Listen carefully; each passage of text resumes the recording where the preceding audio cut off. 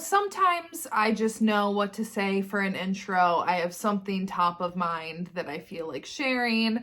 Today I don't have anything like that. I got no witty kind of quips to try to give you guys. So we're just gonna go ahead and jump right into the point of the video today, which is to talk about some 5-star predictions for me. So I tried to pick, because obviously I just did a 24 books I want to read in 2024 list, and obviously a lot of those books on there I think I'm gonna like. I'm pretty confident in a lot of them. However, I tried to pick some different ones. There might be like a little bit of overlap, but I just have some books here that, you know, I'm feeling 5-star energy from them. They're either from authors I've already read and loved. I think actually most of them are from authors I've already read and loved, because I feel like that's easiest to get a 5-star prediction. I think there's maybe like 1 or 2 books on here that's from a new to me author, but is one that I've just heard so many good things about that I think I'm really gonna like it. So without further ado, these are in literally no particular order. Let's just go ahead and jump right in. Let's go through the physical stack first. So first up is Good Boy by Serena Bowen and Elle Kennedy. So this book I have had on my shelves for so long, and I read the Him and Us duet, I don't even know how many years, I think like 4 years ago, and I loved it, and I love Elle Kennedy's books. I've only read the one, or no, I've read one other one by Serena Bowen. I can't quite remember what it was besides the Him and Us duet, but anyways, like that, 5 stars, off-campus series, y'all already know how I feel about that. I really think that this is the spin-off of Him and Us, and I really think I'm gonna like this one. And it's also a brother's best friend romance. So tell me why I haven't picked this up yet. I couldn't tell you. It's literally been on my TBR for forever, and it's also hockey, and I'm pretty sure they like meet at a wedding. Like the one sister, she's hosting the wedding for her brother, from one of the guys from the Him and Us duet, and she like meets his best man there and his best friend, and they end up maybe like having a little night together and then going from there. I don't know. I think I'm really gonna end up loving this. And also it's short. It's only 263 pages. I think it's gonna be quick. I think it's gonna hit. And yeah, I know when I pick it up, I think I'm really gonna like it. Next up, I only own the special edition version of it, and I will probably read it on, actually, though, no, it's not in Kindle Unlimited anymore. Well, I maybe actually read my special edition of this, because I really don't like buying ebooks. I feel like I'm wasting money. That sounds like dumb, but I just really don't like buying ebooks, so I might actually be reading this. And that's Lotus by Jennifer Hartman. So Still Beating was one of my honorable mentions back in like 2021, I think. I loved that book, and Lotus has been on my TBR ever since. So many people love this one. It's not like in the same, they're not a series with Still Beating, but there's a side character, or there's a character mentioned in Still Beating that I think this one follows. And Still Beating, I just really loved like the emotional journey. It's very dark, it's very heavy, and I hear that this is like different in terms of like plot, but it also still really delivers on that emotional punch and like that dark punch with it, which I know I'm gonna love when I pick it up. I really know I'm gonna love this book, but for some reason, anytime I think like, oh, I should pick that up, I'm like, I'll wait a little bit. I don't know why. I couldn't tell you why I haven't picked this up yet, but when I do, I think it's gonna be a winner. Next up is Saint by Sierra Simone. So this is the 3rd book. I think it's like the Priest series. I don't know what it's actually called, and it doesn't say on here, but I think I'm gonna freaking love this book. I loved Priest and I loved Sinner, but Saint, it's MM, and one of them is a monk, I think. So like, bring me that forbidden aspect. The thing that I personally love the most about these books in Sierra Simone's series is I really love reading about characters who had either really religious upbringings or are like deep into religion and kind of trying to deconstruct out of that and kind of starting to think for themselves. I'm not trying to like offend anyone when I'm saying that. I'm truly just, you know, like in Priest, Father Tyler Bell, he was kind of in it for not the right reasons. Same with Tyler in Sinner. He has his own reasons for his beliefs, and same with Zenny, her reasons for wanting to join the church. And I really love how she discusses religion. So I'm looking forward to reading this and kind of seeing how that plays out. And because I really liked the first 2 books, I think I'm going to end up really liking this one. Now this one, if you would have asked me, like when did that book come out? 2 years ago? 1.5 years ago? If you would have asked me back when the first Sins of the Father series book released and I read that, I would have said there's no way, like, I'm even going to continue on with the series. And now here I am putting By Fate I Conquer on a 5-star prediction list, because here's the thing. If you guys are new to my channel, if anyone new here, Cora Riley's Mafia Universe books are my all-time favorite Mafia books. Truly, I'm listening to the Born in Blood Chronicles again to reread them, and I'm just having the best time rereading them. I love, love, love her Mafia books. So I was very excited when the Sins of the Father series, the Next Generation spin-off series, was announced. However, I was so disappointed by the first 2 books. They just really weren't for me, and I didn't even know if I was going to continue on with the rest of the series. However, then last year, I picked up book 3. I was blown away by it. It gave me the same kind of vibes that I got with the original 2 series. So now this is the 4th book in that series, and I'm just like hoping to keep that momentum going. And also with this one, the other reason why I think it's going to be 5 stars is because of the children that are in this one. I mean, they're like adults in it, but the kids it's Remo and Serafina and Arya and Luca, right? I think it's Arya and Luca's son, and it's Remo and Serafina's daughter. I mean, although granted, I just re-listened to Bound by Hatred, and Gianna and Matteo stay my favorite Born in Blood Chronicle couple. However, Arya and Luca are right there. I think Luca is my favorite guy out of that series. So I'm very excited to get these, like, any little cameos of the parents, but also get these kids' stories. And I just think I think this one is going to be good, especially after I just read the last one. Like, the last one really, like, book 3, I loved, loved, loved. So I have high hopes now. Next up is the 6th book in a series that I have given the first 5 books 5 stars. So I think if this one is not 5 stars, I would honestly be very, very surprised. And that is Headstrong Like Us by Krista and Becca Ritchie. This is the Like Us series, which is the spin-off / second generation series from the Addicted / Calloway Sisters series. And this is Mafia and Pharaoh's 4th book in the series. However, it is book 6. And I just can't fathom me not loving this book. Truly, I can't. Damaged and Tangled Like Us were my top, like, 2 books of last year. Well, they, like, were at the number 2 spot. The Like Us series was in at the number 2 spot of last year, because I just truly, truly, truly loved the first 5 books so much. And specifically one of Mafia and Pharaoh's books, and then one of Jane and Thatcher's.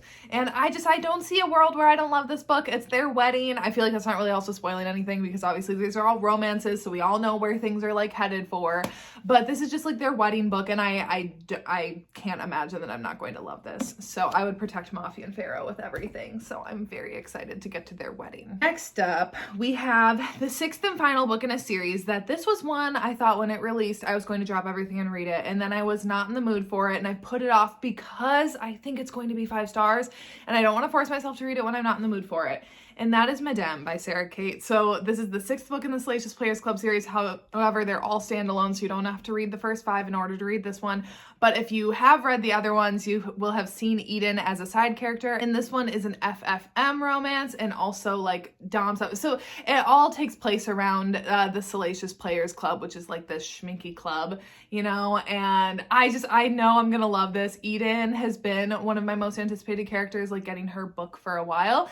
And the first 5 books, I think I have given them all either 4 or 5 stars. I haven't had one lower than 4 stars. And Mercy, book 4, is like a god tier book for me. I love that book with my entire heart and soul. So I truly don't see this not being a win for me. Next up is another book by an author that I have never read a book of hers that I haven't enjoyed, and that is Blame It on the Vodka by Fiona Cole. This is the 3rd book in the Blame It on the Alcohol series, and I loved both of the first 2 books in this series. The Voyeur series, again, another spicy club series that I just absolutely love. That entire series, I love all of those books, and Fiona Cole just doesn't really ever steer me wrong. I've read almost all of her backlist. I think the only books that I haven't read now are the last 2 in, like, the Imagine Me series, and that's not on KU. And I remember I listened to the audiobook for the first one, and I just never, like, finished the rest of it. And then this is the last outstanding one, and I just think I'm really gonna love this one. And also, here's the thing, I did not used to be super into Friends to Lovers.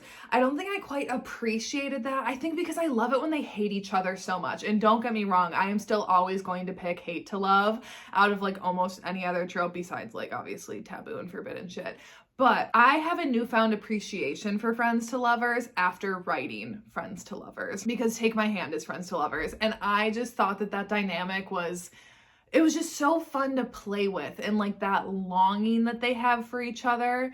at the beginning, and it's like, it just feels a little more like wholesome, but then it's also like I don't know. I just, like I said, I just have a newfound appreciation for Friends to Lovers, and that's what this one is. And I think I'm really gonna like it. So I know when I pick it up, I'm going to enjoy it. However, Fiona Cole hasn't like released a book in a while. And again, I don't want to be like completely caught up on her backlist either, which that sounds a little backwards, but I don't like knowing that there's no more books really for me to read by my favorite authors out there. So we might be waiting on this one a little bit. But last for my physical stack before I go through, I'm trying to even remember what the other ones were that I put on there, but we'll see, I guess, when I look at my note. But my last physical one is The Savage by Sophie Lark. So this is the 5th book in the Kingmaker series. Here's the thing. Have I read books 2, 3, and 4?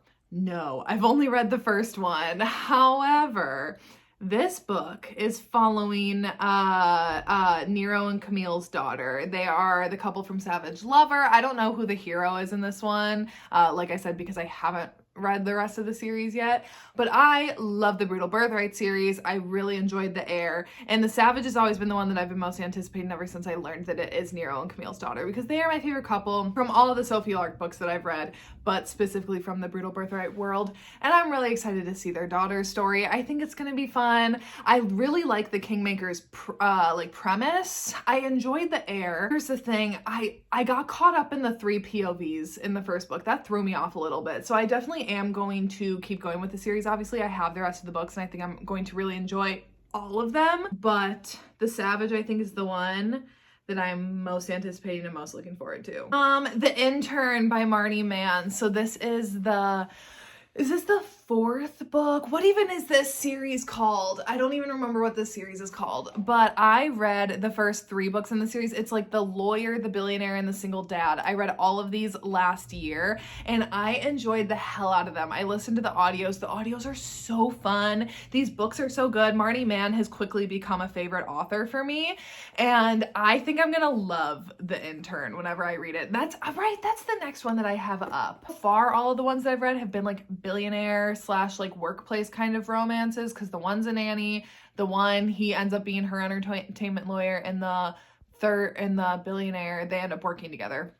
So they've all got like that high rolling kind of lifestyle. They're all fun. They're not super angsty because they like get into the thick of things right away, but there's still stuff to keep the story going, even when that angst or like that tension is kind of broken between the characters. I've just had so much fun with this series, and I think I'm really going to enjoy this one whenever I pick it up. Let's see, next up, Good Guys Don't Lie by Michaelia Smeltzer. Another one in a series that I've read and already loved the earlier books. So this is book 4 in the Boys series, I think, is that what it's called? I remember seeing our hero as a side character in some of the other books and like being intrigued by him. And here's the thing with this series is that they're all college romances, and I always feel like I'm gonna have a soft spot for college romance. I feel like I've definitely kind of grown out of high school romances at all, but college, there's just something about that like time in your life when you're figuring, like you're kind of on your own for the first time. I don't know. The college setting just always kind of does it for me. I really love like the emotional kind of connection that Michaelia Smeltzer typically focuses on in her books, but yet also has that fun kind of light atmosphere with this series specifically. Nice Guys Don't Win is my personal favorite out of the series. In case if you were curious, that's book 2, Cole and Zoe. Again, Friends to Lovers supremacy in that one. Oh my God, love it. But I think I'm really gonna enjoy this one because like I said, I've enjoyed the first 3, and because Michaelia has written literally one of my favorite books of all time. So next up, so this is an author that I haven't read before, so this is a little more like really, that's kind of bold to say 5-star prediction when I don't know if I like the writing style. I don't know what to expect, but I have heard so many amazing things about this book, and I think it's really gonna hit for me, and that's Hidden Scars by Andy Jackson. So this one is a hockey hate to love, like toxic kind of situation, romance, and every single time that I hear someone talk about this book, I'm always like, I need to pick that up next, and I feel like then I just always get sidetracked with other things, and I think that this book is going to hit for me. I love hockey romances. I know that craze has been going on for a while now, and some people are like burned out on them, some people are sick of them. I definitely was like at the beginning of last year. However, that has reignited in me, and I can't get enough of hockey romances. So, and that probably has to do with I'm watching hockey a lot at night while I'm like editing, because I don't really have to like pay attention. Like, I'm not like watching a show and missing anything, but I'm also one of those people where I can't sit in silence. So a lot of the times I'm just turning on whatever like NHL game is on ESPN. So, I mean, maybe that's part of it right now, but I just think that this book is going to really hit for me. I think it's going to hit. There's nothing that I love more too than like a strong hate to love, and combine that with hockey. Sold. Okay, we only have two more. Next up is one that I've talked about previously. It was in my 24 books to read in 2024, and also it popped up in my video that I posted on Tuesday, which was your favorite dark, taboo, or forbidden romances of all time, and that is Torment by Dylan Page. So this is a duet. It's a dark duet. I think it's Step Sibling and Motorcycle Club. Here's the thing. All of those things check my boxes. I love step sibling romances. MCs, I struggle with MC books. They either work for me or they don't, but I'm really willing to give this one a try. I have heard nothing but incredible things about this romance. I've heard it's very emotional. I've heard that maybe it doesn't even have, please don't spoil it in the comments, because I love not knowing like how the ending goes. But I've heard that maybe it doesn't have like a traditional HEA potentially. If that's the case, sold even more, because I do really love that. So I think this is going to be a win, but again, it's an author that I've never read before, so like I don't know if I click with their writing style, but I'm very interested to see. And out of all of like the books that I talked about in that video, I do think that that is like my highest priority one to read out of that. And last but not least is a book from an author that I've already read and loved. However, it's not part of a series. Do you want to come say hi? Your sister was just in the video on Tuesday, so it's only fair that you show up for this one. Hi, you got up from your nap. You're early. You're not supposed to be up for like another half an hour. I mean, granted, I've never had kids and I will never have kids, but I think that they, you know, like get on nap schedules. The cats are on just as strict of a nap schedule. Like, I know every single day, like clockwork, when they're both supposed to be waking up, and Dorian's waking up a little early. Got distracted. What was it? Oh, last book. Forbidden Man by Karina Halley. So this one I have read, have I only read one other? I think I've only read My Life in Shambles by her, but I loved My Life in Shambles. That was on my top 10 last year. I really loved her writing style. And I think out of all of her other books that I have added to my TBR, I think The Forbidden Man is going to be one that is just going to hit for me.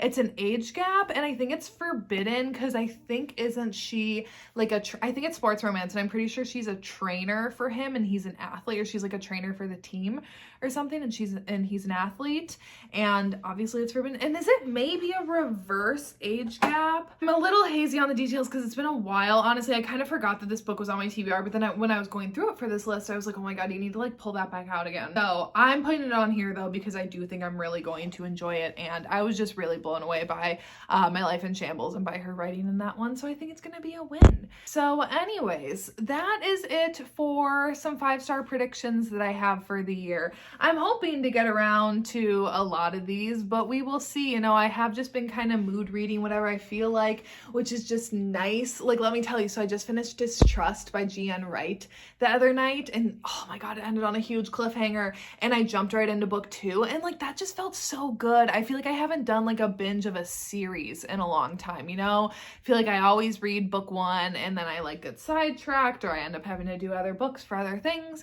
And now it's just like, I just get to read what I want. I also DNF'd a book already this year, and I was like, I had to pause on this super cute thing. Sorry about a couple of audio issues here at the end of the video. That was Dorian's tail flicking the microphone. This feels great. They started playing tag, and I was like, this is not for me anymore.